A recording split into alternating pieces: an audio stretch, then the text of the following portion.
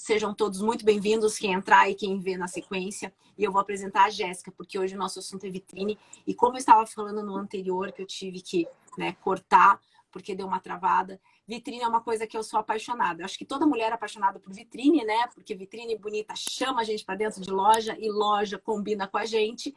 Mas a gente vai falar sobre VM, vitrine, merchan, enfim, ela é especialista nisso. Então eu vou falar um pouquinho da Jéssica. Bom, a Jéssica Godoy tem uma carreira desenvolvida na área de marketing estratégico, com experiência de mais de 10 anos em marketing de varejo, estratégias de visual merchandising para ponto de vendas. Desenvolvendo consultorias com projetos de adequação de loja e vitrine em mais de 180 lojas do estado de Santa Catarina. Eu fiquei impressionada que até cortou aqui. Vamos lá. 180 Santa Catarina. Consultora credenciada do Sebrae e do FCDL. Traz ainda em seu currículo vários cases de sucesso na execução de ações e readequações de layout, vitrinismo e comunicação de marca, alcançados pela aplicação dos conceitos de marketing de varejo, pela sua experiência profissional vivenciada em diversos nichos de mercado. Atualmente é consultora de marketing de varejo de diversas empresas de varejo do estado de Santa Catarina e aqui do Paraná aqui do lado. Além de ministrar oficinas, treinamentos e workshops com os temas loja com estratégia e vitrine vendedora. Enfim, tem experiência para nos falar muito sobre vitrine e hoje ela vai fazer isso. Seja muito bem-vinda, Jéssica. Obrigada, imagina. Eu fico muito feliz com o convite. Você sabe o quanto eu já acompanho você há bastante tempo,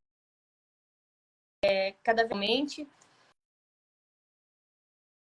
e adoro te acompanhar e tenho um orgulho imenso de estar aqui conversando com você sobre vitrinismo, visual merchandising, poder falar um pouco do que eu sei. Estou muito feliz de estar aqui hoje. E você estava na minha lista de wishlist. Lá do começo, quando eu comecei agora esse novo projeto, você estava ali. E eu fico muito feliz que agora você está na minha segunda temporada e eu estou assim, sem brincadeira. Eu quero aprender muito contigo. Eu sou uma curiosa, porque eu conheci vários VMs. Enquanto eu estava no shopping, conheci vários VMs. E é incrível o que eles fazem numa loja, né? Geralmente eles iam no início da inauguração, na verdade, para dar aquela mexida e de uma hora para outra a loja nascia, criava conceito, não, daquelas prateleiras vazias o negócio desabrochava. Então eu acho que eu acho que é a magia. Mas vamos começar do começo, porque senão eu começo de trás para frente mesmo. Hoje não tá. Agora eu acho que vai dar. Queria que você falasse para mim sobre a diferença entre o vitrinismo, o visual merchandising, o VM que a gente chama. Quais são as diferenças ou é a mesma coisa separada? O que é? E aí, em seguida, eu queria que você explicasse, já no decorrer, a importância disso, né? Para quem está vendo aqui, porque eu tenho muitos lojistas e gerentes, por causa do Gartner, que me seguem aqui. Então, é interessante a gente separar isso, explicar melhor para eles, didático, e na sequência a gente vai aprofundando o assunto. Tá ótimo. Olha só, vitrinismo, quem é vitrinista, ele cuida exclusivamente da vitrine. Então, ele vai dar sempre atenção a toda a parte de vitrine, de organização de vitrine, de troca de roupa de vitrine e também com a cenografia de vitrine. O visual merchandiser, que é quem trabalha com o visual merchandising, que é o VM, este cuida também da vitrine, que ele também é um vitrinista, e ele pode muitas vezes ser apenas um visual merchandiser e não ser um vitrinista. O meu caso, né? Eu sou vitrinista e visual merchandiser. Porque, além de atuar na vitrine em específico, cuidando de cenografia, de troca, de o que vai para a vitrine em si, também cuido de todo o interno de loja, de saber o que precisa ser feito no interno de loja para que a marca da loja se comunique com o público por meio da exposição de produtos. Então, esse é o trabalho de um VM, que no meu caso engloba também o vitrinismo, porque eu atuo também nessa área. Eu venho do marketing, né? Então, a minha formação é no marketing, então isso acaba me dando um respaldo diferente, muitas vezes, do que o visual merchandising puro. Por quê? Porque eu tenho uma visão que já vem de uma outra bagagem, então que eu consigo trazer esse conhecimento também de marketing dentro do marketing digital, dentro da estratégia de marketing, para também auxiliar dentro do visual merchandising. Então, eu acabo trabalhando muito essa questão estratégica da loja. Por isso que eu falo ali, né, que eu faço capacitação de loja com estratégia, que aí você consegue englobar todo esse conhecimento. Pronto. E aí, a importância, né? É isso. Você imagina, e a gente consegue fazer isso com muita clareza, quando você passa por uma loja na rua e que uma te chama atenção e a outra não. E você passa despercebido muitas vezes por uma delas. Uma geralmente vai chamar mais atenção e as outras muitas vezes passam como se você nem tivesse visto nada. Por que isso acontece? Porque uma delas, essa que te chamou a atenção, provavelmente ela vai estar trabalhando dentro das estratégias de visual merchandising, na hora de expor o produto. A maneira com que a gente expõe na vitrine, a maneira com que a tua vitrine se comunica com a pessoa que está passando na frente dela, faz total diferença e faz com que desperte o interesse, então, de entender, de visualizar o que está sendo apresentado. A partir daí, desperta o interesse, então, de entrar dentro da loja para ver aquele produto ou ainda um produto similar, algo que tenha atraído a sua atenção e que você vai encontrar dentro da loja. Por isso, Micheline, que eu falo que é tão importante não atuar só o vitrinismo puro e simples, não que seja simples a tarefa, mas só isso não vai te alavancar vendas, né? Não vai te melhorar o resultado. O que vai melhorar o resultado é um conjunto de ações que partem da vitrine, entrando do vitrinismo, e a pessoa que entra na loja, essa estratégia precisa estar montada lá dentro também. Essa exposição assertiva do produto precisa estar sendo feita também dentro da loja em si, para que você consiga, de fato, fazer a venda, né? Porque de nada adianta eu ter uma vitrine extremamente bem feita, com produtos que se comunicam com o teu público, com uma história sendo contada e que está chamativa, quando a pessoa entra na loja, a loja está de cabeça para baixo, né? Abarrotada ou mal exposto o produto, enfim, aqueles outros fatores que a gente sabe que acontecem muito, que você chega na loja, tá aquele balcão cheio de produto, e aí muitas vezes até o próprio vendedor fala, né, usa aquela desculpa, acabou de sair cliente e tal. Né? Precisa ter, então, esse cuidado, né, na hora de colocar o produto, de expor o produto. E aí, é esse o trabalho que a gente vem fazendo sempre dentro das lojas. Você sabe que esse é um trabalho que ele não é muito... Ele, na verdade, é antigo, mas não aqui no Brasil, principalmente na nossa região. Eu vejo que eu ainda venho desbravando muito o caminho para explicar para as pessoas o que eu faço e por que eu faço. E o quanto elas têm a ganhar quando fazem esse trabalho. Se não fosse tão importante, as grandes marcas não teriam VMs e vitrinistas, porque eu vou dar um exemplo. A Zara tinha pessoas específicas que ficavam rodando todas as vitrines. Ninguém podia colocar a mão na vitrine. Era só os vitrinistas que ficavam dentro, a gente cobria. Eles ficavam um dia, às vezes 2, 3 dias passando, arrumando, porque já tinham a estrutura que era da coleção. Eles estavam ali preparando, passando a roupa detalhadamente, o encaixe de como tinha que ser. Não é só colocar. Tem que ser perfeito. Não. É Você sabe que a Zara é a nossa grande escola, né? Hoje em dia. Já são várias que vieram, Selfridge, enfim. Mas a Zara é uma das escolas que a gente tem até hoje. A Zara tem o maior investimento de marketing da Zara hoje, está dentro do visual merchandising. Ela não trabalha tão fortemente em outras pontas do marketing como do visual merchandising.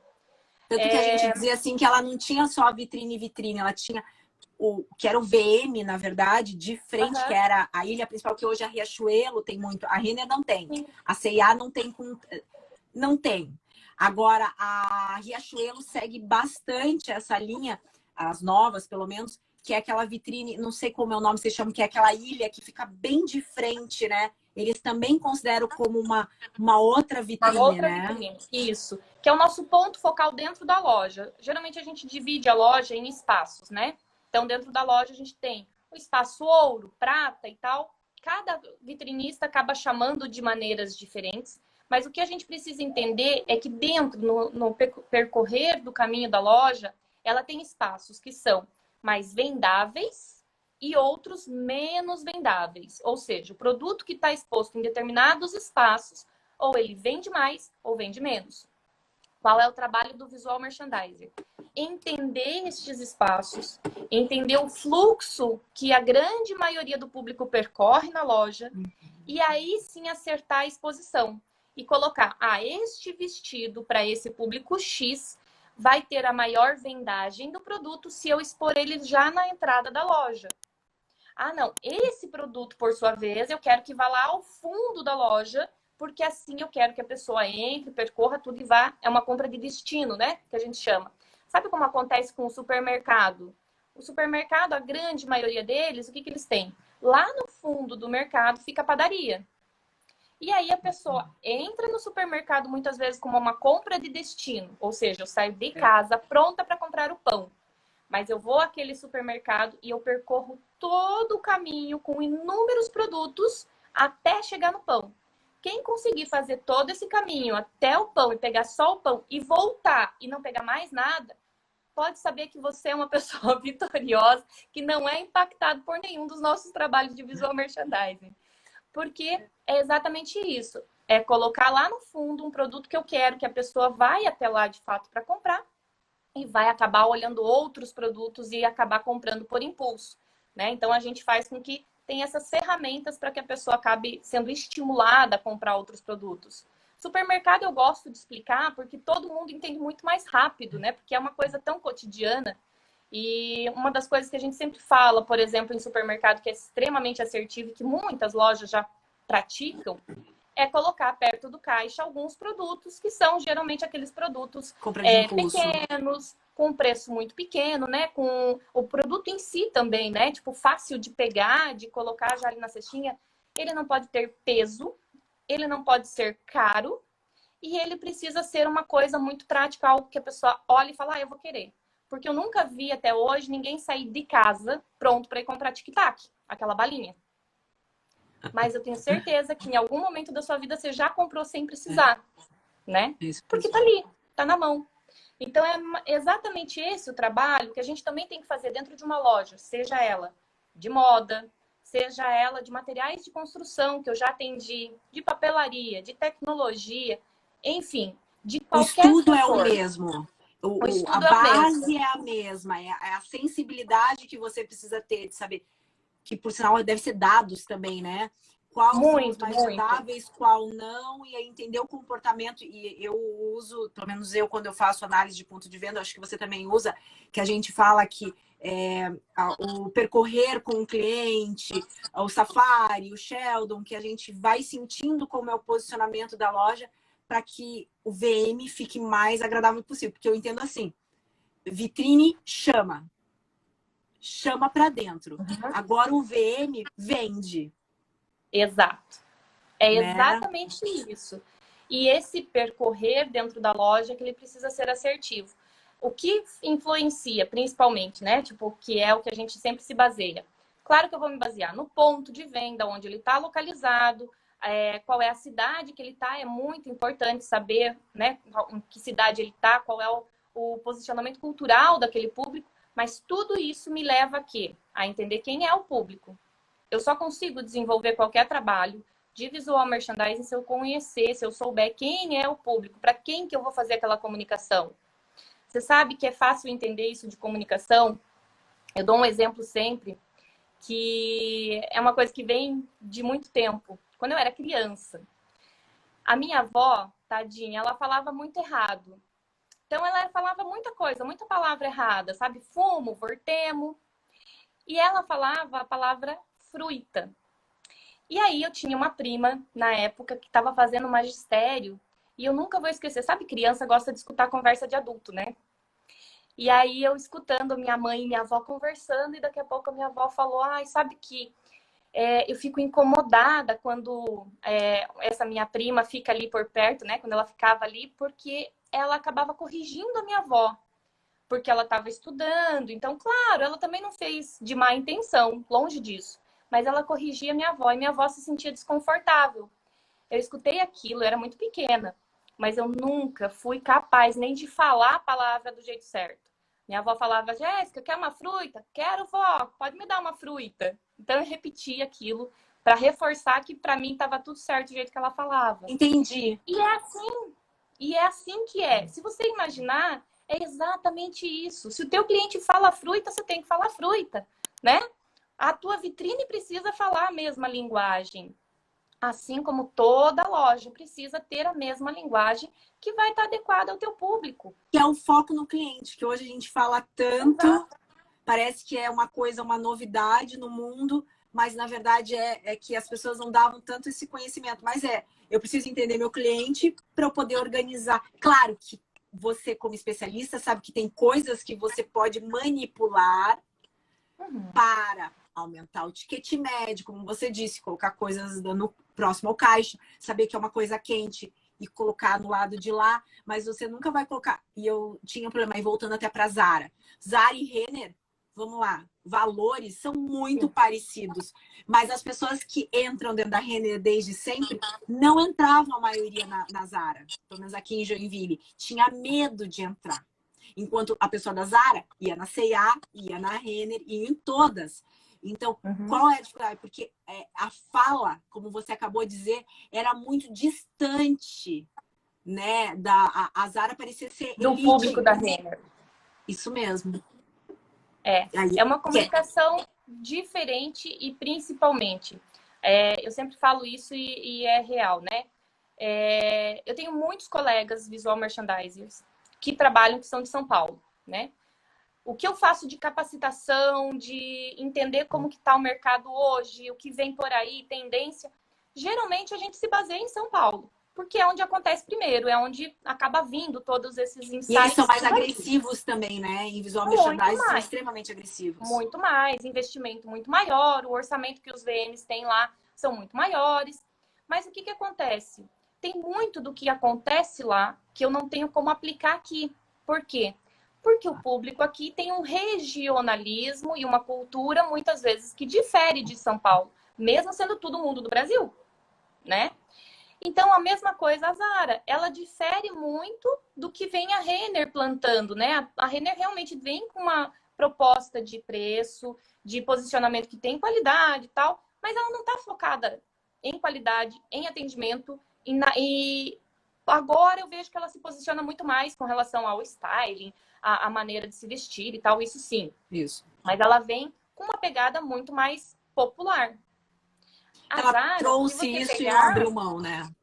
Se você pegar a Zara, ela vem mais engessada, vamos dizer assim, do que a gente vê na Europa, nos Estados Unidos. Você não vai ver muita diferença. Ou seja, o público dela, que ela está moldada, que é o público europeu principal, que começa e depois vem vindo, você vai ver que eles estão agindo ainda da mesma maneira. O que difere é o quê? Realmente o ponto de venda.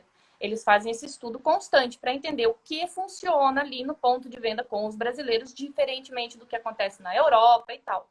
Mas o modelo de loja, aquele modelão, o pacotão todo, ainda é bem europeu. Tanto que a Zara tenta sempre, se você pegar uma loja de rua da Zara, principalmente, mais do que shopping, e me corrija se eu estiver errada, Micheline, ela sempre se posiciona perto de lojas que são mais caras. Que lojas que têm já um conceito muito maior. Para quê? Para que aquela pessoa que compra, sei lá, vamos chutar ali do Garten, eu não lembro ao lado de quem ela estava, mas me ajuda. Ela estava provavelmente perto de alguma loja que tem um valor de preço mesmo, de mercado muito mais alto. Lelis, pronto. O que acontece? O público da Zara não é o mesmo da Renner. O público da Zara é o mesmo que vai na Lelis, mas que quer comprar produto de moda com preço mais baixo e que sabe que vai encontrar um produto que seja sofisticado, semelhante, vamos dizer assim, ao que tem na Lelis. Então, hoje eu não quis comprar da Lelis, eu sou cliente de lá, mas aí sim, eu sou um público da Zara. A Renner não. A Renner é o pessoal mais popular, ele não se baseia nisso. Ele vai se basear em oportunidade de compra, que tenha um apelo de moda e tudo, mas condições de pagamento, que tenha... Pronto. aí você difere. Então, a estratégia é outra, é bem diferente, né? Bem diferente. E aí, por isso, essa comunicação. Então, você vê como que um fala com o público e como que o outro fala. A fala deles são diferentes.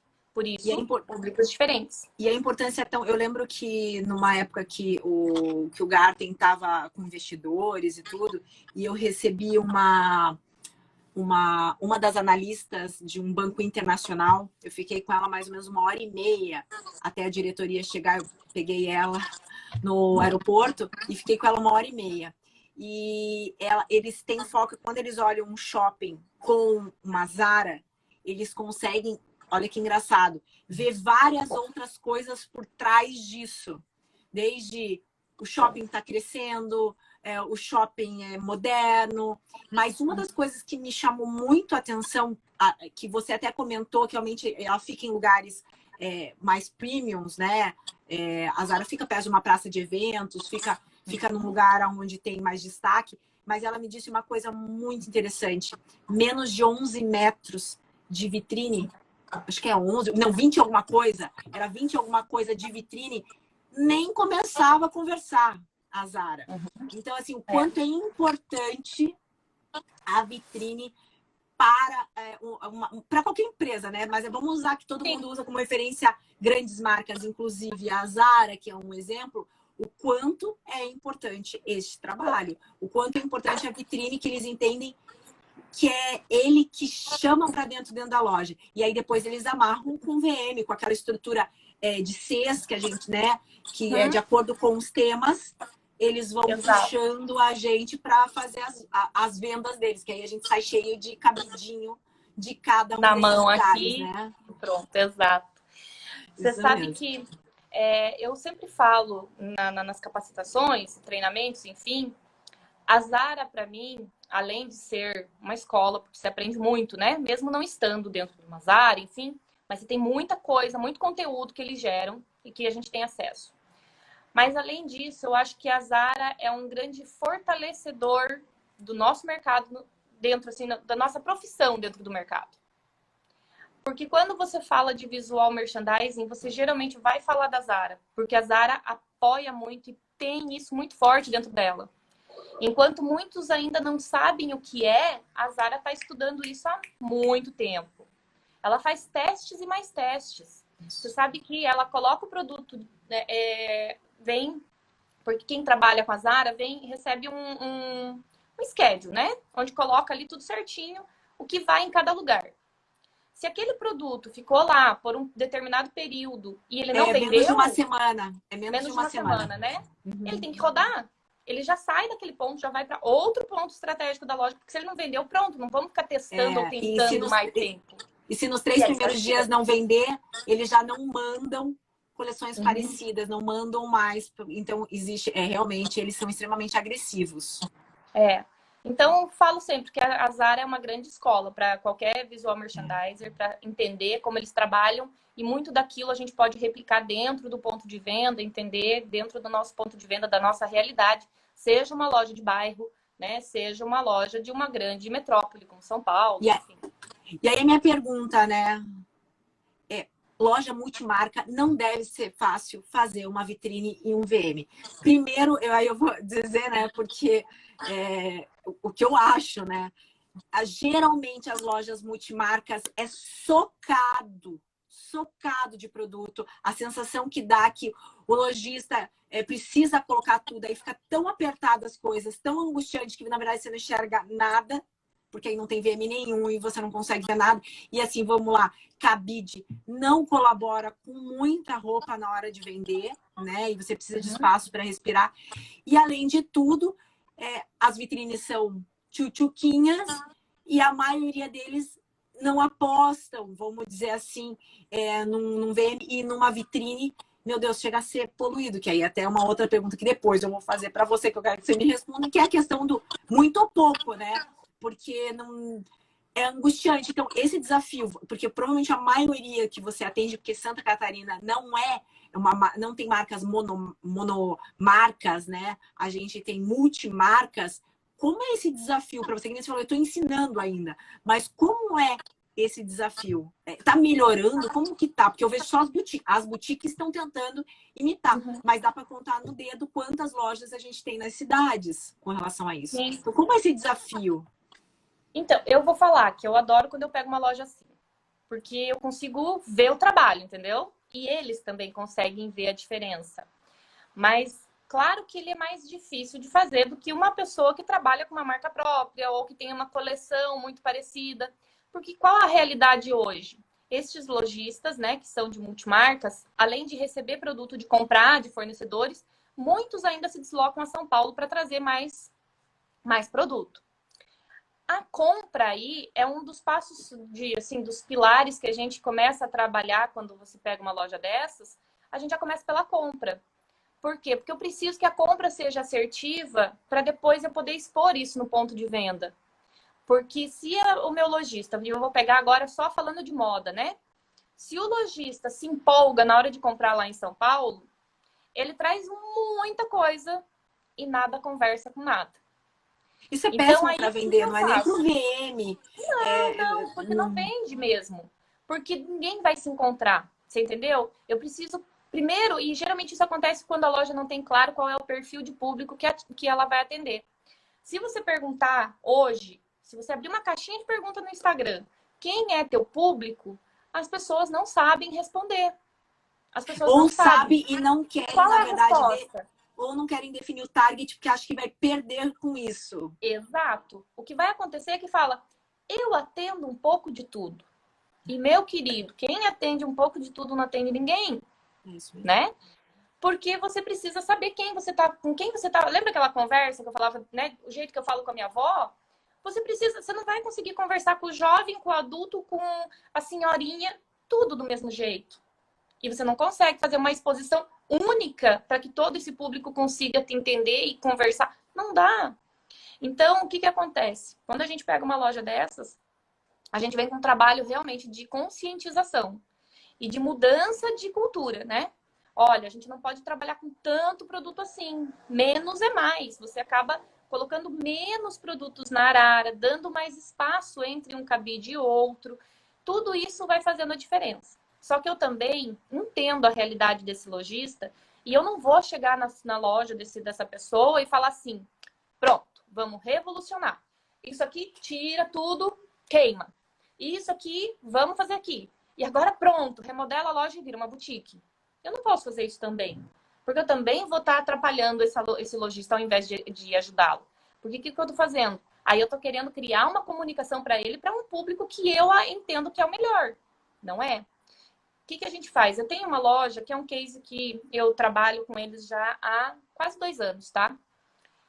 E é uma loja de 45 anos de loja. Então, agora está fazendo 47 já. Então, o que acontece? É uma loja muito tradicional, que veio dos pais e agora estão na segunda geração que está cuidando dessa loja. E ela atende um público que é o quê? É um público que era já dos pais. Mais senhor, mais senhora. E eles perceberam que isso estava fazendo com que a loja ficasse mais estagnada e vendesse apenas para esse público, deixando de ter um público maior, que são os mais novos. Ou seja, eles percebiam nítido. Vem o senhorzinho e a senhorinha comprar, os filhos não vêm comprar. Muitas vezes acompanhavam eles até a loja, mas não compravam nada. Mas não se via dentro da loja. Não. O que eu faço? Ah, tá, Jéssica, então a gente entendeu que precisa mudar. Falei, ótimo, primeiro ponto. Mas ninguém pode mudar da noite para o dia. Eu não posso fazer uma transformação na tua loja para que venha esse público, e vamos colocar aqui, mulheres de 35 anos comprar, que eu vou atropelar o teu público antigo. Tem que ser sutil, tem que ser devagar, até porque o lojista muitas vezes não tem também aquela verba para investir, para fazer a transformação da noite para o dia.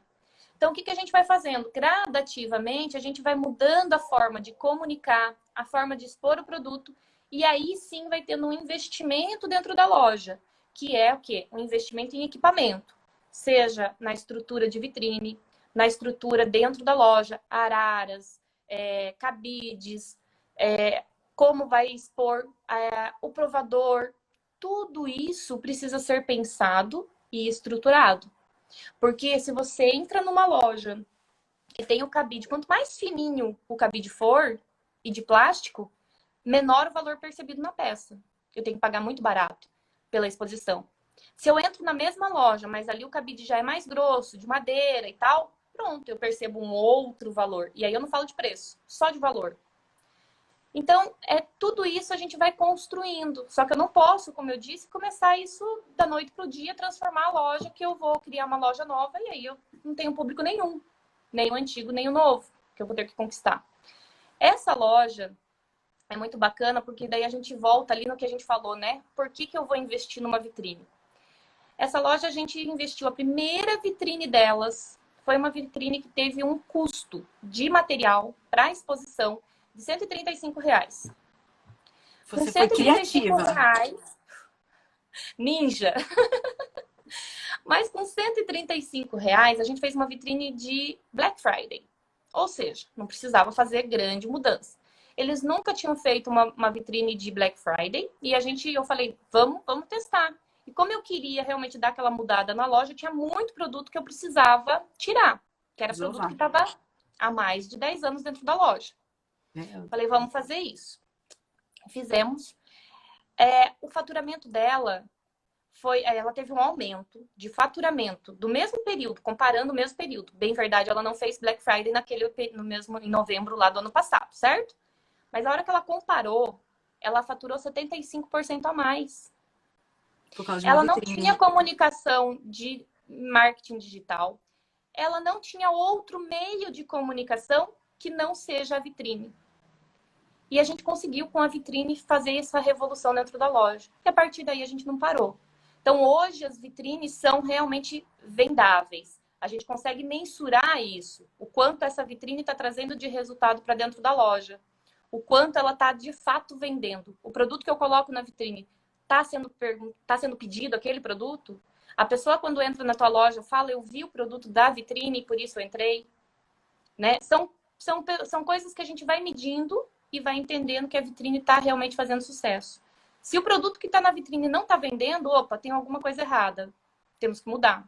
E aí a gente vai fazendo testes. Hoje eu sei exatamente o que o público dela consome e eu sei fazer uma vitrine assertiva para ela. E mudou o público da loja? Nesses mudou. 2 anos? Hoje a gente continua com o público antigo, vamos chamar assim, tá? Continua com esse público, mas agora eles entendem, ai, como tá bonita, né? Como ficou diferente a loja, que legal e tal. Mas o público mais novo tá vindo e descobrindo uma outra loja. Então eles entram na loja e falam, nossa, eu não sabia que vocês tinham tudo isso. Eu não sabia que você trabalhava com essa marca. Eu não sabia que tinha esse produto aqui. Porque eles estão redescobrindo a loja por meio da vitrine, que está numa comunicação muito mais jovial. Mas não, como eu disse, foi gradativo, foi devagar e a gente veio. Então, a gente vai fazendo esse trabalho porque você vê o resultado que dá. De verdade, na venda, não é um trabalho que você fala, e isso tem que ficar muito claro que eu falo sempre. Você não está ali para deixar a loja mais bonita. Isso daí é só um detalhe. Se ela vai ficar mais bonita, ótimo. É um detalhe do processo. Eu quero que a loja seja transformada. É isso que eu faço dentro de um ponto de venda. Eu consigo transformar a loja e fazer com que, a partir dessa transformação, dentro de tudo que você imagina, vitrine, loja, a percepção do próprio lojista, toda essa transformação vai fazer com que ela venda mais. E me diz uma coisa, como que você sabe o produto que vende, né? Se existe uma técnica ou não, E a periodicidade. Qual é a periodicidade correta? Eu sei pelos lojistas do Garten, quero ouvir de você se eles batem isso, né? E aí eu tenho uma terceira pergunta que aí eu já queria embutir. Quando a pessoa tem 2, 3, 4 lojas em lugares diferentes, vitrine igual, vitrine não igual, os mesmos looks, qual é a sua opinião com relação a isso, experiência? Olha só, então vamos começar lá. A primeira pergunta que eu já... Periodicidade. A periodicidade. Quando a gente fala de cenografia, porque uma vitrine, ela pode... Primeiro, o que acontece? Você vai contar uma história por meio da tua vitrine. Você pode contar essa história sem que ela tenha uma cenografia. Ou seja, eu posso colocar isso daqui, a minha estrutura de vitrine como eu tô aqui atrás. tem um verdinho, tem um tecido ali, e eu coloco o manequim vestindo o meu produto. Essa é uma maneira de se fazer uma vitrine. Essa vitrine, o produto em si, precisa ser trocado semanalmente, em alguns casos a cada 15 dias. Por quê? 15 dias de acordo com o fluxo que você tem. Se você tem um fluxo muito lento, 15 dias é ideal, porque você não, todas as pessoas ainda não passaram, vamos imaginar assim, tá? Para ver a tua vitrine. Por que semanal é o melhor e mais indicado e que as pessoas habitualmente usam? Porque eu não vou deixar a roupa exposta por 15 dias. Se eu tenho uma incidência muito grande de sol, de luz, eu posso queimar essa roupa. Então, eu vou estragá-la.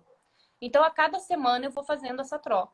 Você sabe que, uma curiosidade, que se fosse o ideal para deixar numa vitrine masculina, são 15 dias ao invés de uma vitrine feminina 7 dias? Porque em 7 dias a mulher já viu tudo e já cansou. Em 15 dias, o homem, agora que ele tá percebendo o que tem na vitrine.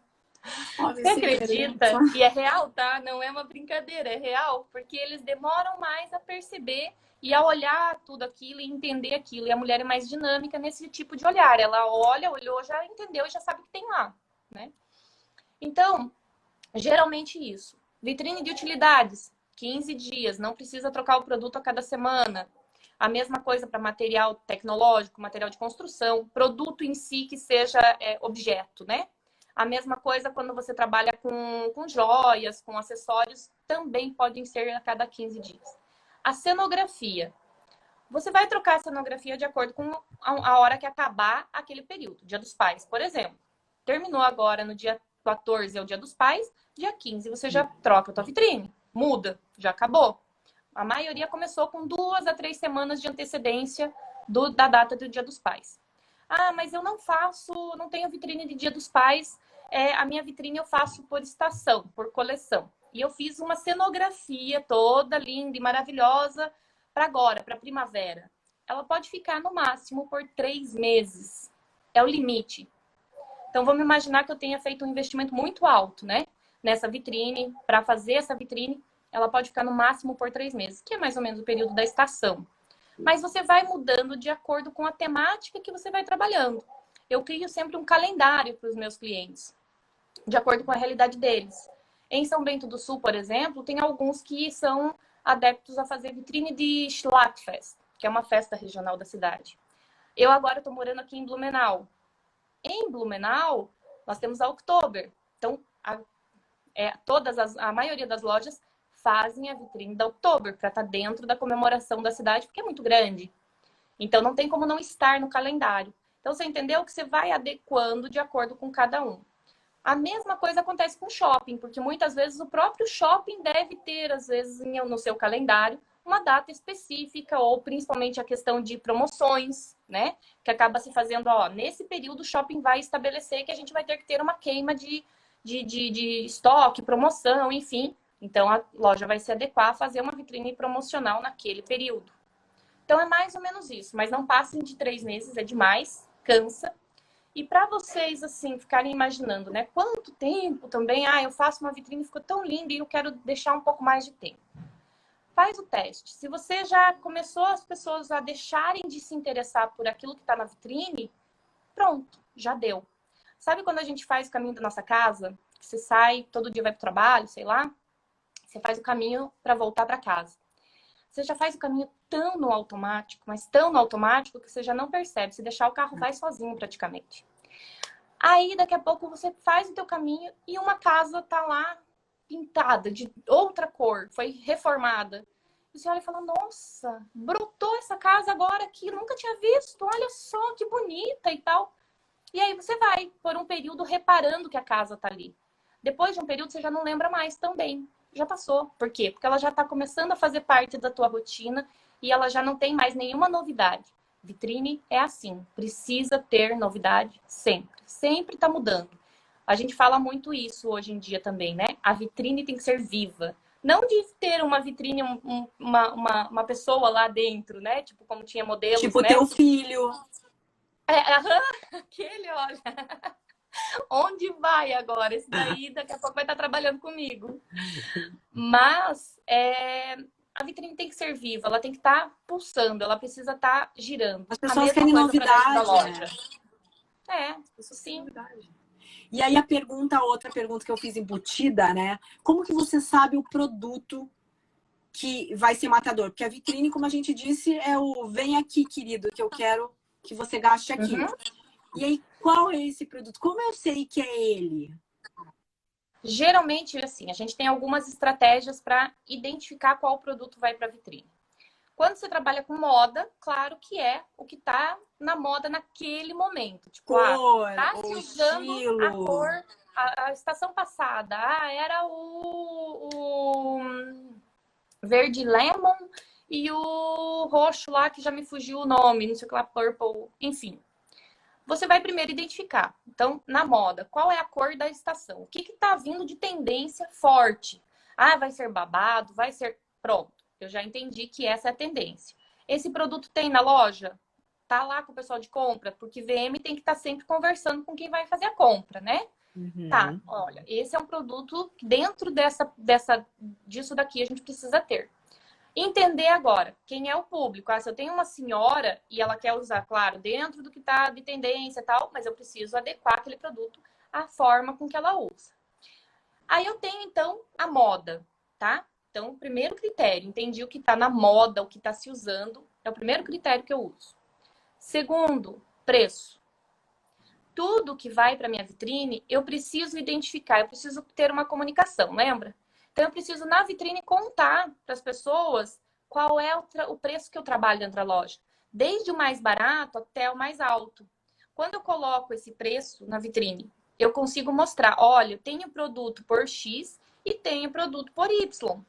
Qual desses você prefere? Qual é essa margem entre um e outro que você costuma? Você está dentro do que você quer gastar? Está dentro do que você quer para você? Ótimo, eu sou uma loja para você.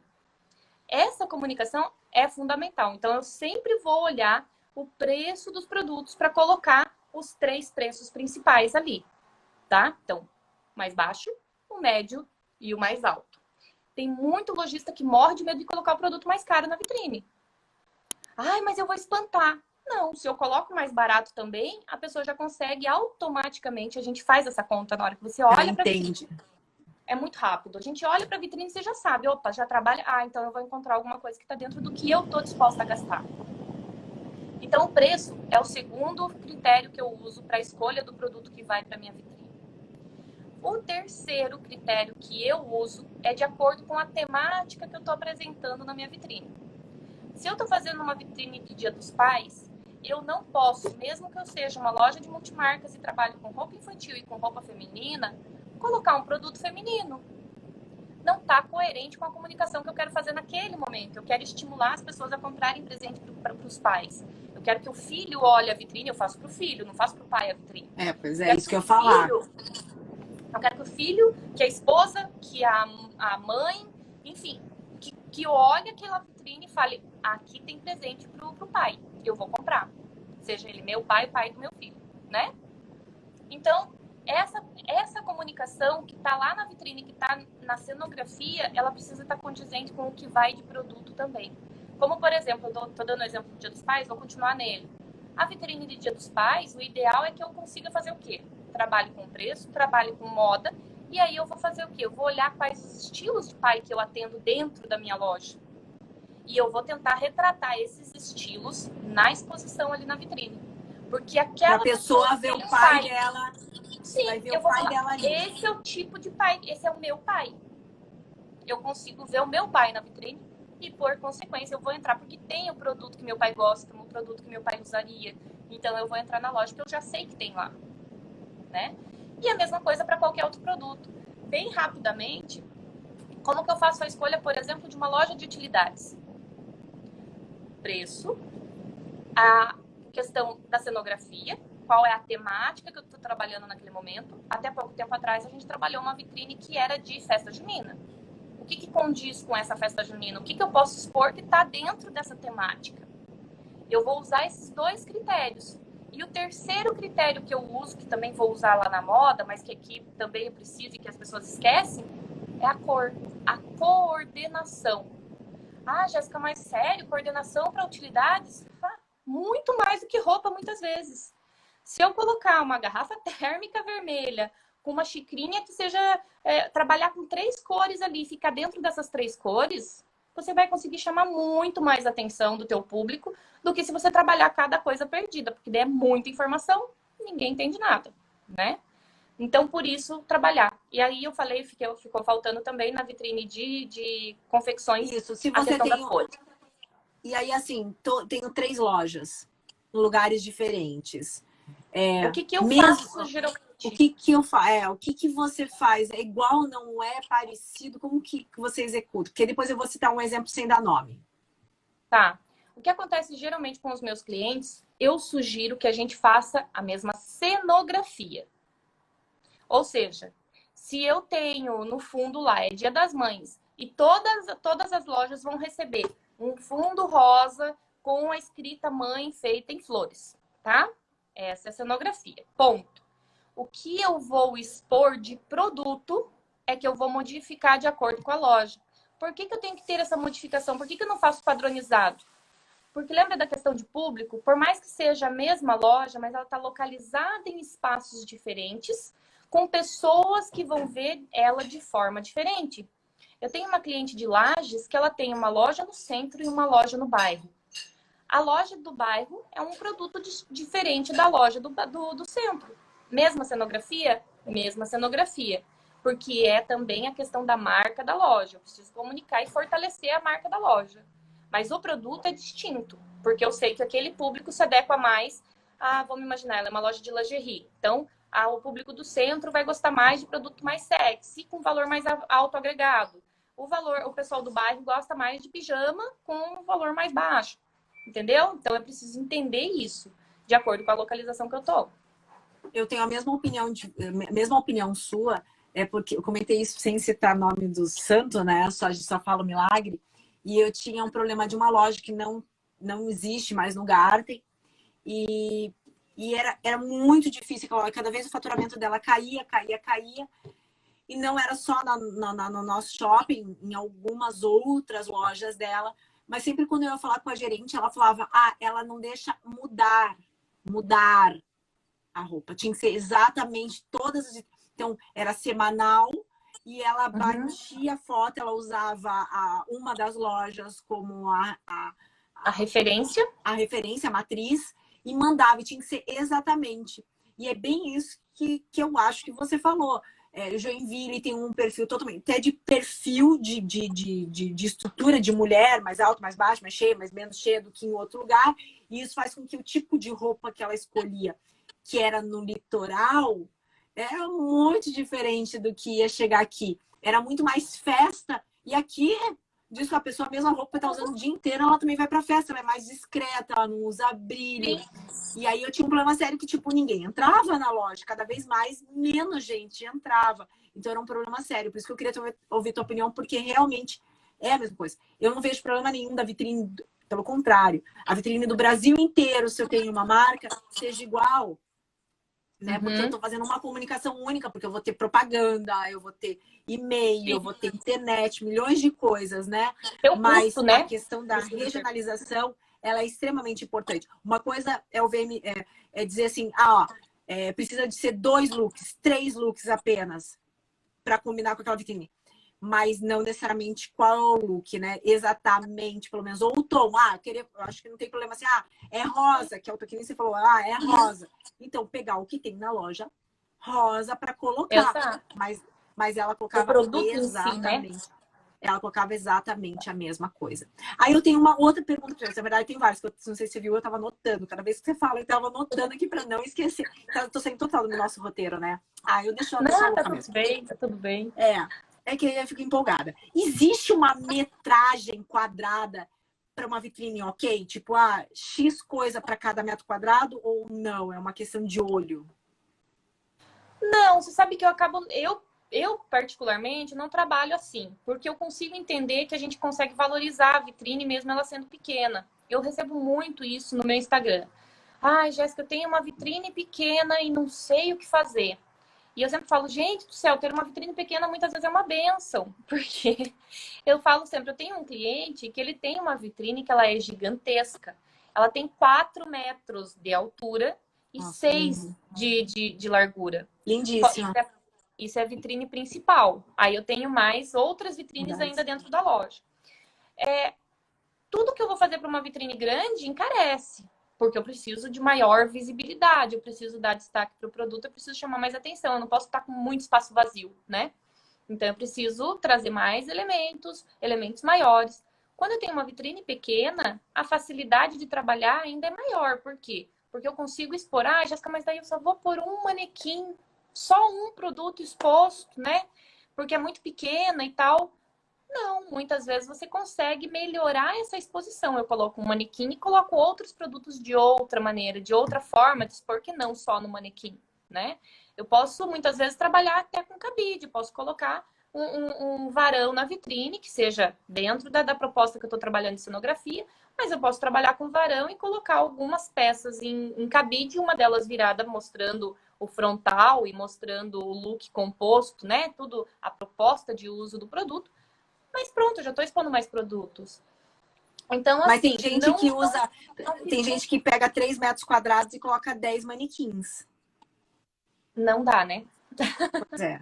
Aí como que funciona acontece, isso? Assim, ó, isso é muito importante, porque assim, quando a gente tem uma vitrine que ela tá com muita coisa, que é o que a gente até fala, né? Tipo, eu preciso de espaços vazios dentro da minha vitrine. Ele é tão importante quanto o espaço que está com o produto. O que acontece? É muito fácil de imaginar. Quando você tem uma vitrine que ela está abarrotada de produto, eu tenho produto no chão, eu tenho produto 10 manequins em 3 metros, né, que você falou ali, enfim, eu tô com muita coisa, muita coisa. A hora que a pessoa passa nessa vitrine, o que ela enxerga? Ela enxerga um todo. Ela não consegue distinguir o que é uma blusa, o que é uma calça, o que é uma saia, o que é um vestido. Ela vê um todo. Porque só vê uma coisa inteira, entendeu? Nosso cérebro vê o todo. Quando eu tiro o produto e deixo alguns espaços vazios, o meu cérebro acaba, meu olhar volta para onde tem o produto. A gente olha o que está chamando a atenção. Opa, tem produto aqui. Ou seja, o vazio me faz olhar onde está cheio. E aí, por isso que é tão importante esse equilíbrio dentro da vitrine.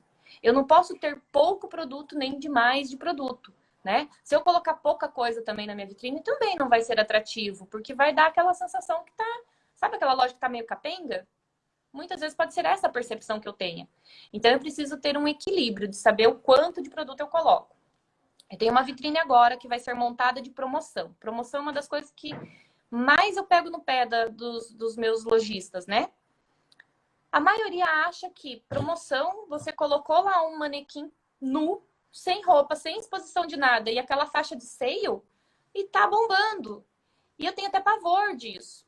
Porque a minha percepção é, se eu tô fazendo uma vitrine de promoção, eu quero vender mais do que nunca na vida, certo? Se eu já tô promocionando alguma coisa, é porque eu preciso vender.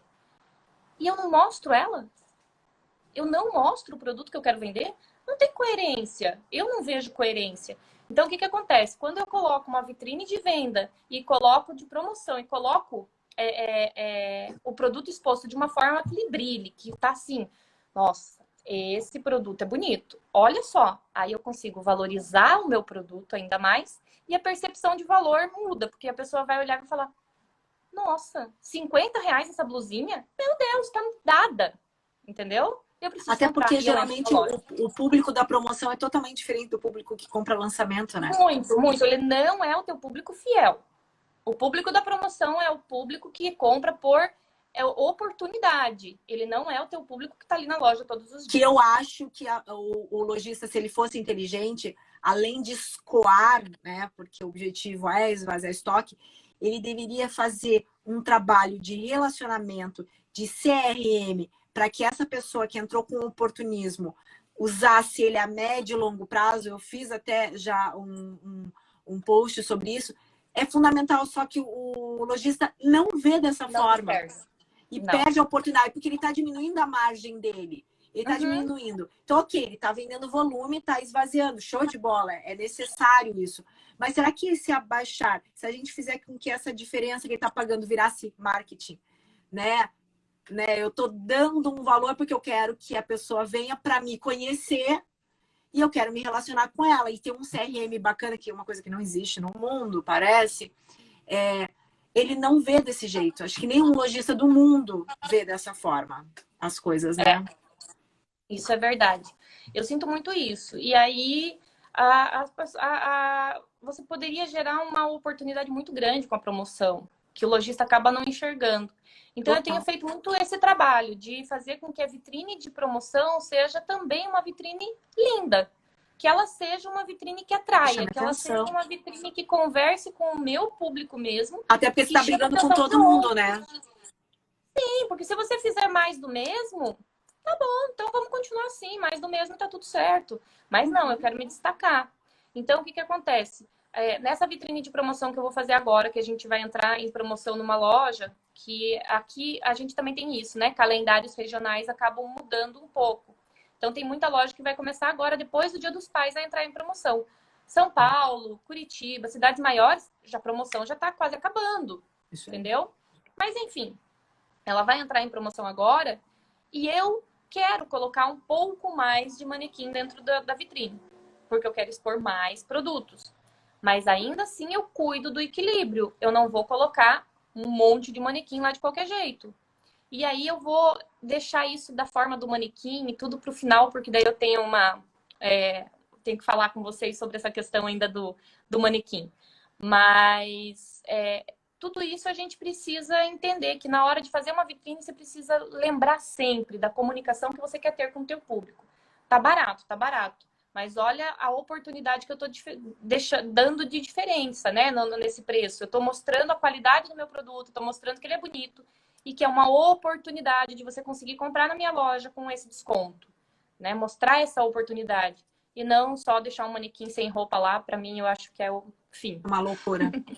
E aí eu tenho uma curiosidade para fazer para a VM que vitrinista que eu nunca perguntei para ninguém, mas é uma coisa assim que de dentro assim do meu coração eu preciso te perguntar. Eu vou ser irônica, eu vou ser irônica, tá? Vai ficar gravado aqui. Balão vende. Ah, Jesus, que agora eu vou pegar briga também, tá?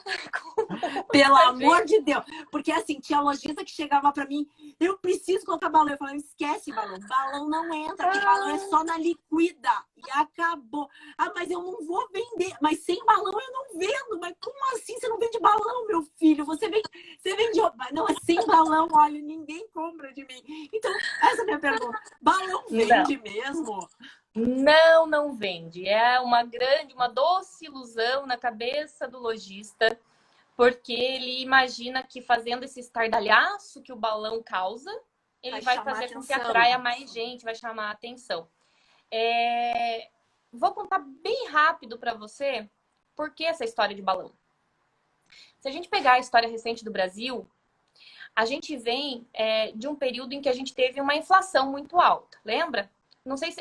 Não, a gente não lembra. A gente é bem novinha, não sabe disso. Só sabe pelos livros, né? Não, eu lembro ir no supermercado com meu pai. Exato. E aí a gente fazia o quê? Eu lembro muito disso, de ter que ir para o supermercado de manhã para pegar a fila do leite, porque chegava para comprar e o preço depois do horário que chegava, ele mudava.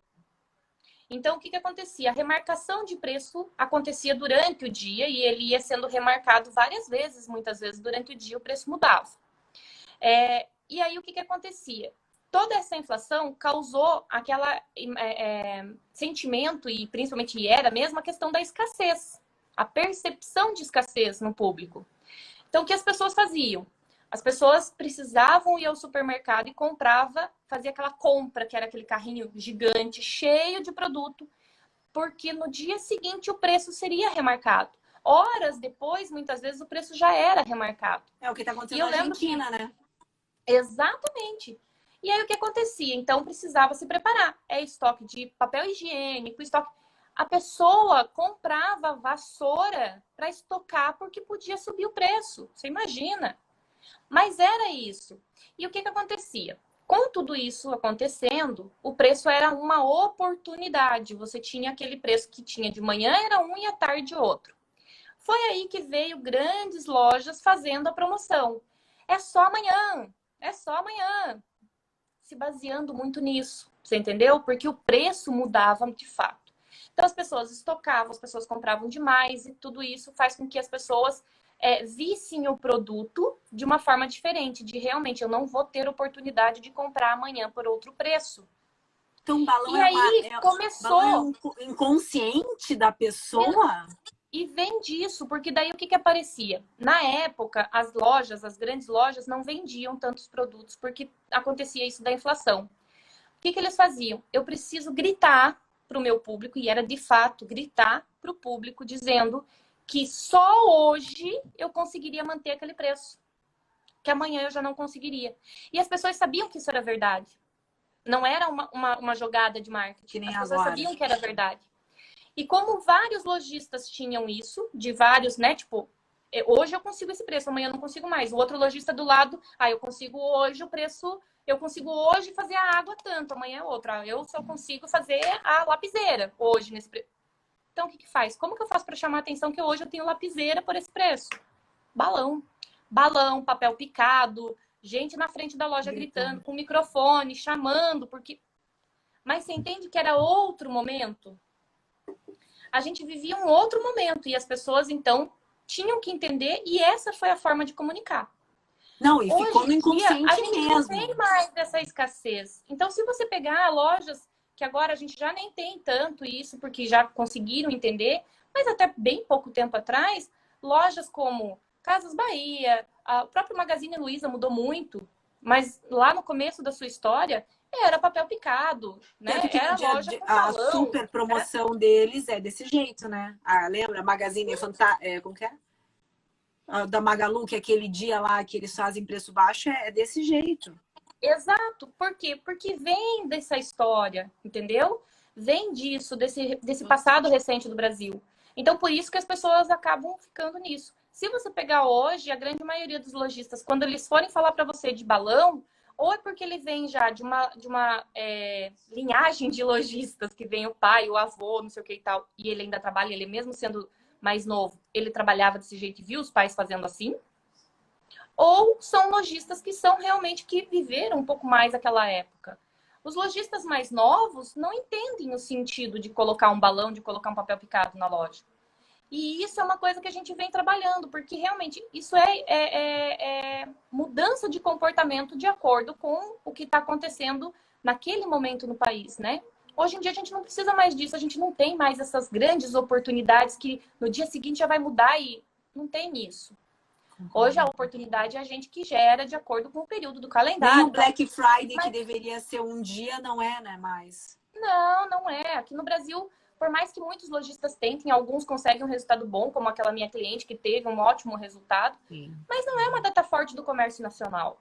Não. Né? Ela é uma data forte do comércio internacional. E virtual eu vejo que ainda é forte. Eu vou te dizer que em 2019 o Black Friday estourou, que foi impressionante, que adiantou as compras de Natal. E a gente sentiu assim uma coisa em todos os shoppings da Almeida Júnior. Foi incrível. Aí em dezembro a gente sentiu que deu uma baixada porque todo mundo antecipou mesmo oportunidades. Mas foi a única vez que eu vi isso. Eu não vejo isso também com frequência. Olha, eu vou te falar que eu não lembro agora o ano que foi essa minha cliente que a gente teve isso. Então, não vou saber te dizer se acabou sendo na mesma época ou não, mas acho que não. Só que a gente vem mudando, né? O comportamento do consumidor vem mudando. A gente passou agora, recente, por uma pandemia. Passou, né? A gente não sabe ainda se já passou, se tá meio no meio, se tá como que tá. Mas, enfim, muito se falou que o comércio de rua, comércio de loja, ponto de venda físico, iria fechar, deixa de existir. Eu não acredito nisso e eu acredito que nunca vai deixar de existir. Lembra que nós tivemos aquela conversa bem em meio à pandemia e foi assunto que a gente falou, vai morrer, vai morrer. É óbvio que não. O que vai acontecer é mudar. Eu acho que o ponto de venda vai virar experiência. O lojista precisa ficar muito claro isso. Então, a loja tem que ser mais bonita, tem que ser mais atraente, precisa trazer essa questão de experiência e tem que ser uma oportunidade de construção de marca. Exato. Não é só vender. Eu concordo com tudo isso, é o que eu venho falando muito. Eu falo muito e bato muito na tecla que a loja precisa ser viva. tanto como a vitrine, a loja, ela precisa ser viva, ela precisa estar em modificação, ela precisa entender o que o público quer, fazer essa transformação constante e diariamente para que ela consiga trazer o resultado que ela busca.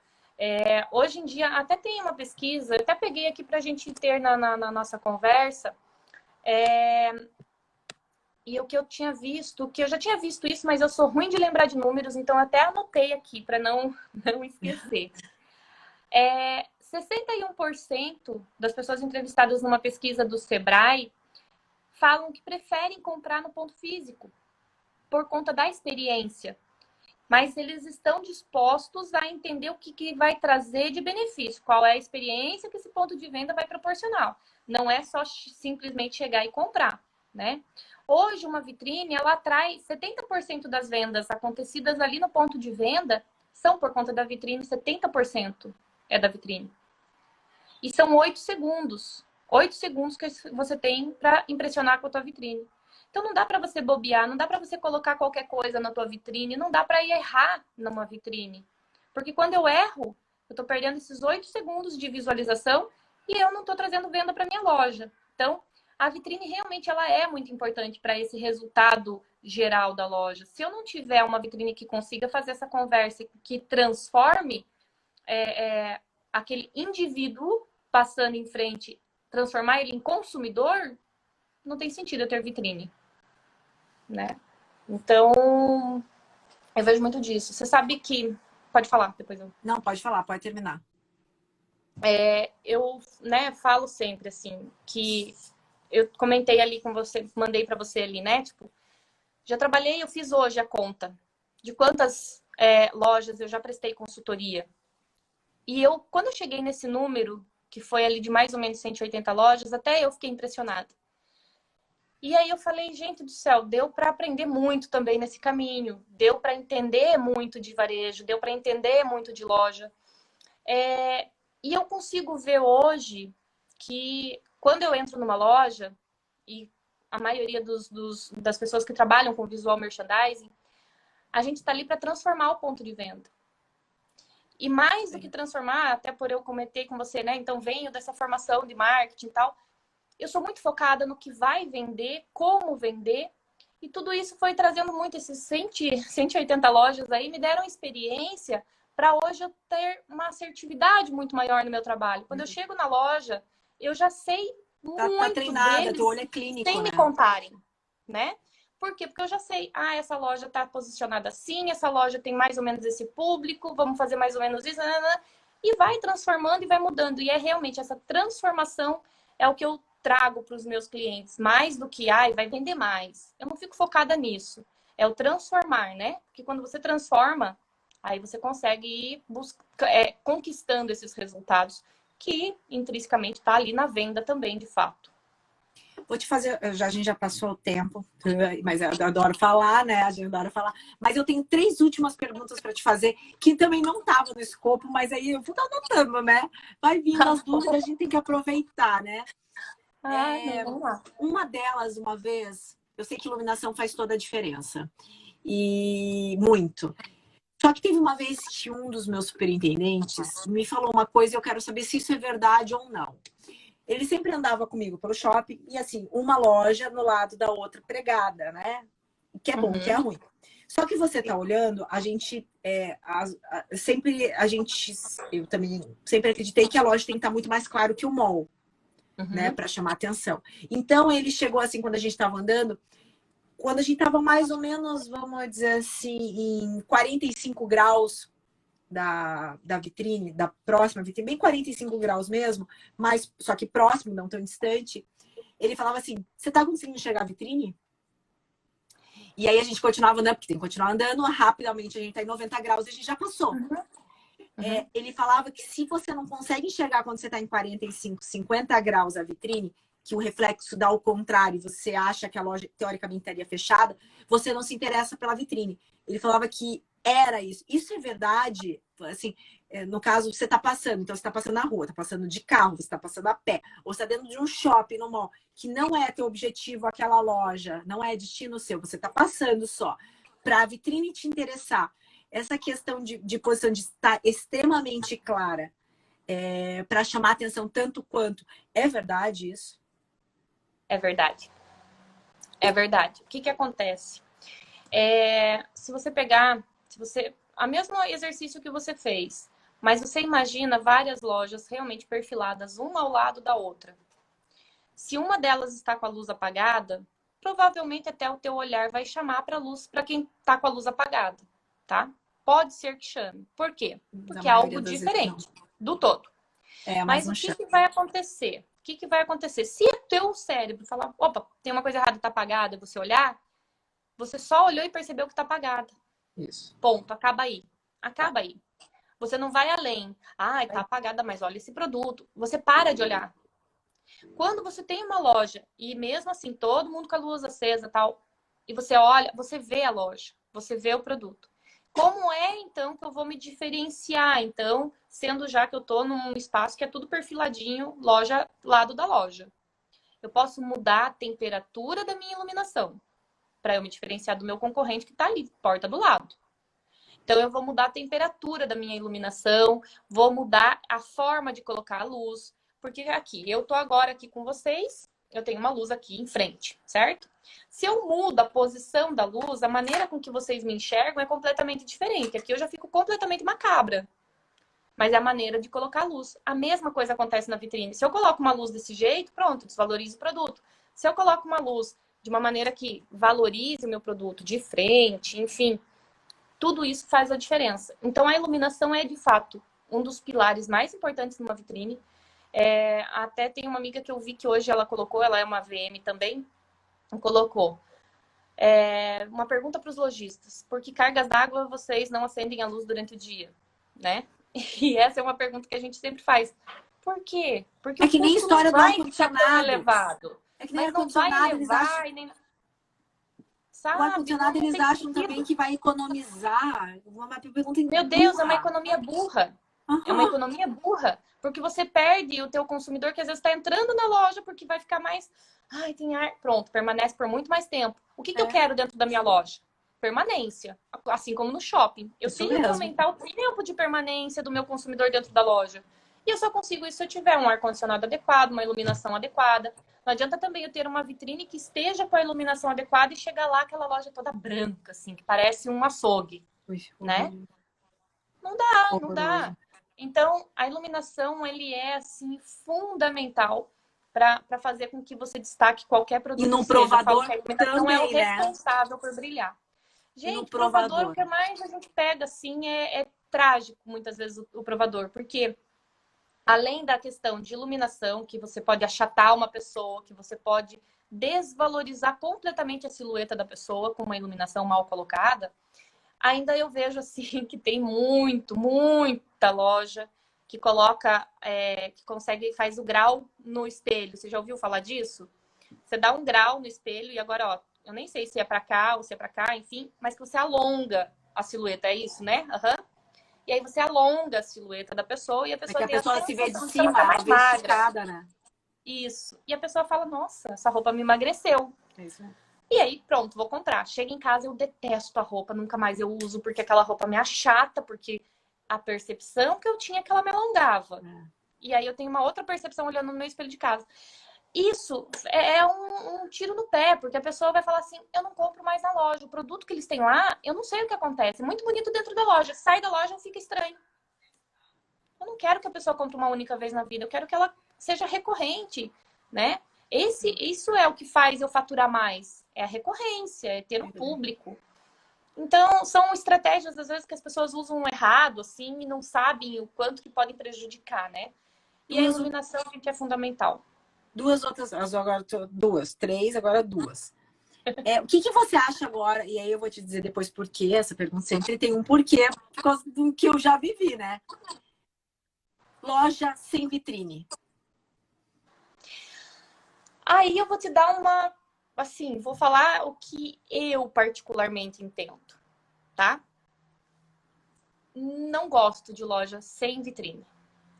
Mesmo que a loja seja uma vitrine ambulante dentro, entendeu? Sabe aquelas lojas que você entra e ela é toda vitrinada, porque ela tem ali um ponto, ela já chega com aquela mesa de exposição de produtos e ela já vem toda com todos os produtos expostos, arrumadinho e tal. Eu não gosto desse tipo de loja. Eu não entendo que isso possa trazer um resultado tão eficiente quanto uma loja que tem vitrine. Porque a maioria quer o quê? Economizar em espaço de loja para poder conseguir colocar mais produto e tira a vitrine, né? Também tem a questão que daí tem, o nosso marketing estudou, não sei o quê, como é o caso da Lupo, como é o caso da Puquê, como é o caso de algumas marcas que são de criança, que não tem porta porque a criança já vai entrando dentro da loja. Tem muito disso. Mas eu entendo que nem que fosse assim, sabe? Metade da porta ali, fazer uma vitrine, eu entendo que isso atrai muito mais o olhar e faz com que a pessoa pare, olhe e entre, né? Eu vou falar por experiência própria. Você sabe uma das coisas que me desagradam? É quando eu tenho uma loja que ela não tem vitrine e que o meu filho, o Gabriel, com 6 anos, entra na loja com tudo, assim. Que eu não tava querendo entrar na loja, eu não vou comprar nada e ele só vai lá para pegar um balão. Aquilo me incomoda, como mãe, como consumidora. Me incomoda, que eu falo, pô, mas de novo, sabe, nessa loja. E daí eu já falo, eu já pego uma coisa que, tipo, essa loja não me atrai, tem alguma coisa que eu não gosto nela. Você entendeu? Isso é uma percepção daí, Jéssica, mãe, Pessoal. e não tanto de VM. Mas eu entendo que tem várias lojas que usam isso como estratégia realmente de circulação, de aumentar a circulação na loja. Isso. O que eu vou te dar um exemplo da própria Daimler, que mudou tanto a posição dela dentro do shopping. E nós fomos a segunda loja, primeira ou a segunda loja dela, acho que foi a primeira ou segunda loja dela com um novo conceito sem vitrine. Na verdade, tem um pequeno 2 manequins no canto, mas ela é 100% aberta. E o que eles perceberam? Perto do que estava a outra loja, eles triplicaram o faturamento deles. Estou falando de 3 dígitos. Eles triplicaram o faturamento quando mudaram para esse espaço aberto. E 2 pontos, no meu ponto de vista, porque o produto continua 100% mesmo. O mesmo, 100%, sim. nada mudou. Para dizer assim, é o produto. Não. 2 pontos que, para mim, eles são um case com relação a isso. Primeiro, a loja era extremamente conceitual. Conceitual não na questão de fixar, ser minimalista disso, mas assim, de ter um porquê dela existir. Então, ela é extremamente ecológica, tem as plantas, ela é clean, os provadores são maiores, o piso é de reciclagem de outras lojas, o papel de... Então, assim, tem um porquê dela existir. Tem toda uma história. A loja é uma cenografia e os looks estão ali. E mesmo assim, não se sobressai. Quando você for no Garten a próxima vez, olhe com olhos ali, com cuidado, para você ter uma ideia. E a segunda, o segundo motivo é que a pessoa acaba invadindo a loja sem perceber. Porque como as vitrines estão em diagonal, e aí vai fazendo o caminho, quando a pessoa vê, ela já está lá dentro, interagindo com o produto. Então, e as vendedoras, elas não são preparadas para ir já na hora em cima do cliente. Elas esperam. Elas esperam, ficam de olho e esperam eles se sentirem à vontade, entrarem um pouco mais na loja, pegarem, porque tem todo um motivo, né? E um terceiro, que na verdade é para ticket médio, que eu acho super legal, que as vitrines são... Os provadores são grandes e elas podem fazer a venda na hora. Tipo, bipar ali, já vai colocando dentro da sacola e o checkout é em 2 segundos. Muito mais rápido. Que bacana. Isso eu acho fantástico. Quando você consegue ganhar tempo dentro do ponto de venda e quando você consegue melhorar isso, a gente geralmente trabalha, né, para fazer com que isso seja um fluxo mais rápido. Hoje em dia as pessoas não têm tempo para mais nada. Então eu fico super fã já de saber disso. Acho muito legal. Mas como eu te disse, tá me ouvindo bem? Tô te ouvindo. A minha percepção eu entendo, né, que tenha essa estratégia, porque realmente a pessoa não percebe e ela vai entrando para dentro da loja, né? Como eu te disse. Existe isso e realmente dá um resultado muito bacana. Agora, eu nunca imaginei tanto resultado, sabia? Não imaginei que fosse um resultado tão grande. Mas, assim, uma coisa que precisa ficar claro também, né? Para quem às vezes está nos assistindo e vendo assim, então eu não vou ter uma vitrine na minha loja porque eu vou vender mais. Não é assim. histórias diferentes, maneira de expor diferente, e ainda assim ele tem uma exposição de produto pensada, com manequim, com tudo ali perto onde seria uma vitrine. É tudo, como eu disse, foi pensado, mas assim, tira as portas e vamos fazer uma loja só sem vitrine. Não foi essa a justificativa. Mas é que eu achei tão interessante porque a gente tem que ver todos os lados quando a gente constrói esse conceito todo, né? Então, eu achei incrível porque os resultados realmente foram fabulosos e era uma marca que estava sem expressão até então lá no shopping. E ela virou, quando mudou de posicionamento, ela estava num alto fluxo, que é basicamente era na entrada da praça de alimentação, de frente, né? Praticamente a praça de eventos, era na antiga Magalu ali, no lado da Bíblia, e mudou para um corredor que é mais de moda. Então, o fluxo é menor ali, né? Ali onde está Bergerson, a gente vira ali Aramis e tal, no lado de Iacami. E mesmo assim triplicou com uma proposta totalmente diferente. Então, por isso que eu queria te ouvir. E a última, que é esse que faz parte do nosso roteiro, mas para a gente concluir, acho que é a terceira pergunta do nosso roteiro, é o que não pode faltar numa vitrine? Iluminação. Não tem como a gente fazer uma vitrine sem ter uma iluminação, sem que ela esteja adequada com essa iluminação. A gente não dá para seguir em frente, porque senão eu não consigo mostrar o que a minha vitrine tem. Não pode faltar estrutura de vitrine. Eu preciso pensar na vitrine e pensar na estrutura completa dela. O que é a estrutura? Eu preciso saber que a minha loja, minha vitrine precisa ter uma certa profundidade para que eu consiga colocar os manequins perfilados, ou enfim, para que eu consiga mudar a maneira de expor esse manequim constantemente. Eu preciso saber que o teto da minha vitrine precisa ter ali um aramado, ter uma estrutura que eu possa de vez em quando colocar elementos suspenso, né? Que eu possa trabalhar na cenografia ou na exposição de produto e que eu tenha aquilo como apoio para poder suspender o que eu for apresentar.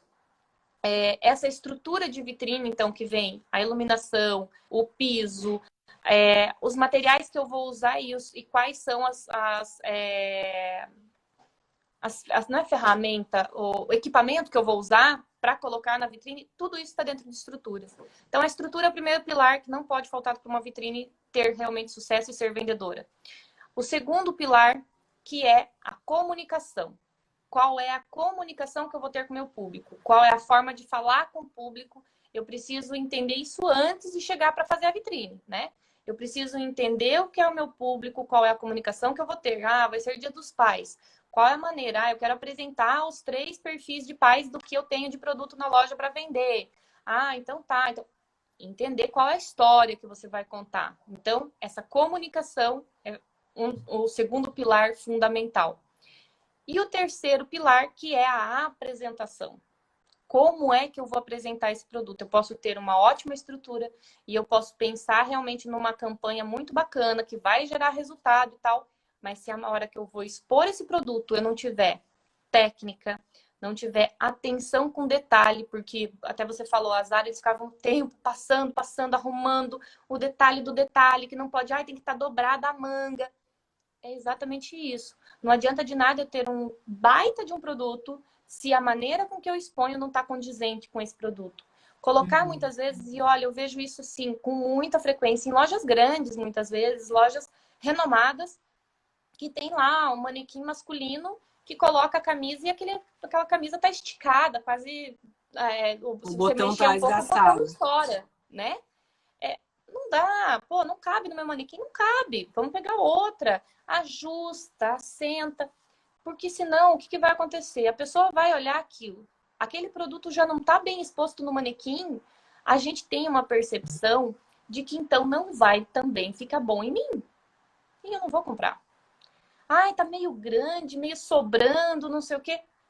Não vou comprar. Tem algo que não me agrada naquilo. Pode ser que eu nem saiba o que não está agradando.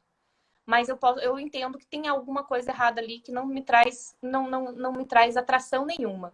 Então, se você, para ter uma vitrine realmente vendedora, uma vitrine de sucesso, uma vitrine que desperte olhares, você precisa ter esses 3 pilares muito bem organizados na tua loja, para que você consiga fazer uma vitrine realmente com que ela venda de fato.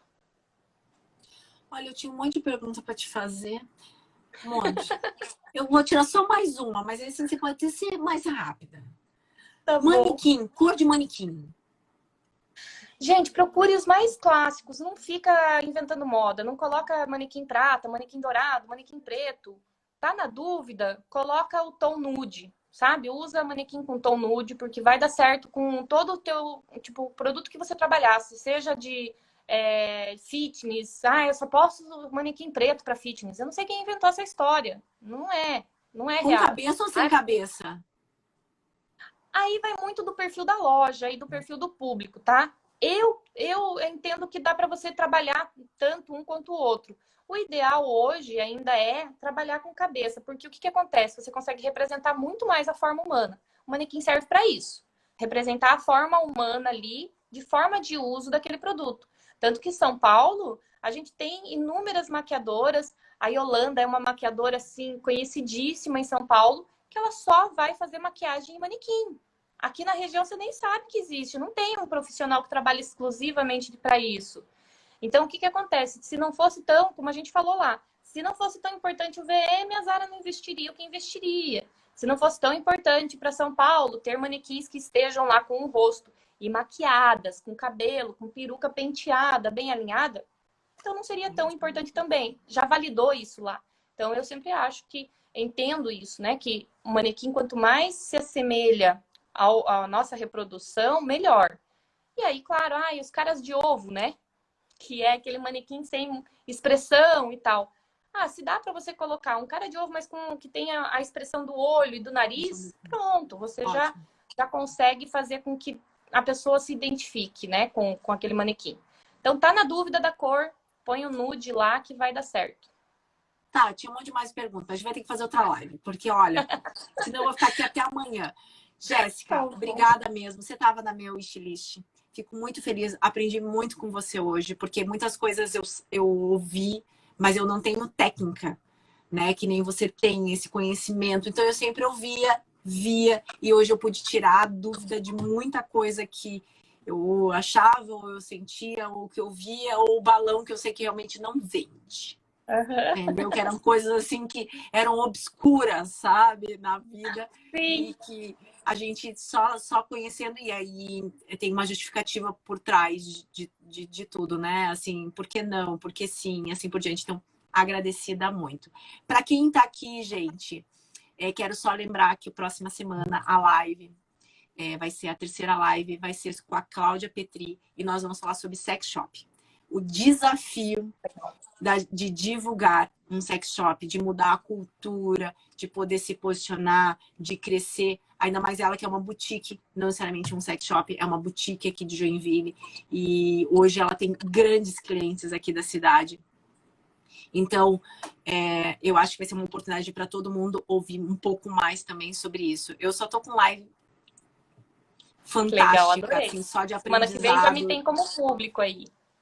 Terça que vem, às 19 horas, gente. Então, eu conto com todo mundo aqui.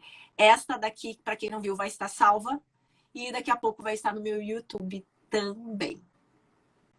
Eu tenho um convite a fazer, então, para quem assistiu e quem for assistir depois, para olhar o meu perfil aqui do Instagram, onde eu trago várias dicas. Eu estou sempre trazendo informação.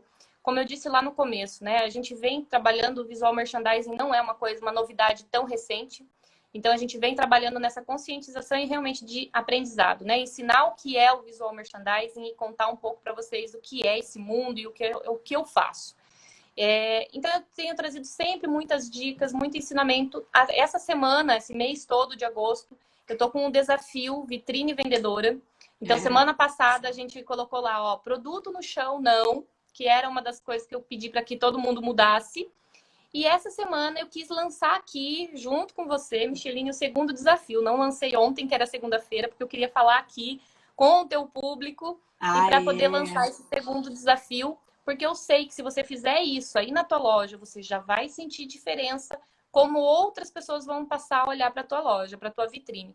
Então, o segundo desafio é colocar exposição de manequins com ritmo. E o que é isso? É você mudar a forma com que você expõe.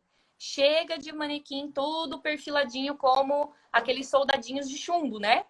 Chega de manequim desse jeito. Então, eu quero que vocês mudem a forma de colocar o manequim. Coloca em forma de triângulo, forma de pirâmide, enfim. Dá uma mudada na maneira de expor esse manequim. Uns você pode Na levar, sua outros página você vai ter exemplos, vai ter fotos, vai ter referências?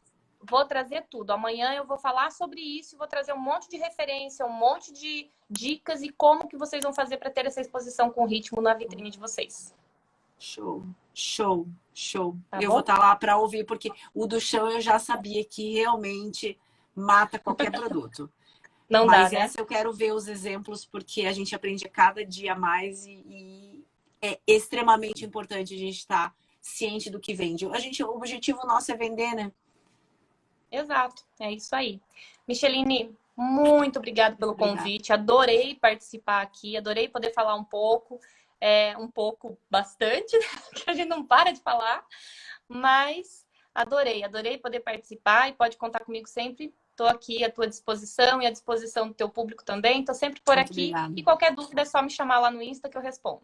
Obrigada pela confiança de você estar no meu curso também, né? Na minha primeira mentoria em grupo. Obrigada mesmo pela confiança. Vamos arrebentar a boca do balão, porque, olha, tá lindo o curso. Obrigada mesmo, tá? Imagina. Um beijão para todos aí. Boa noite a todos. Boa noite, Jéssica.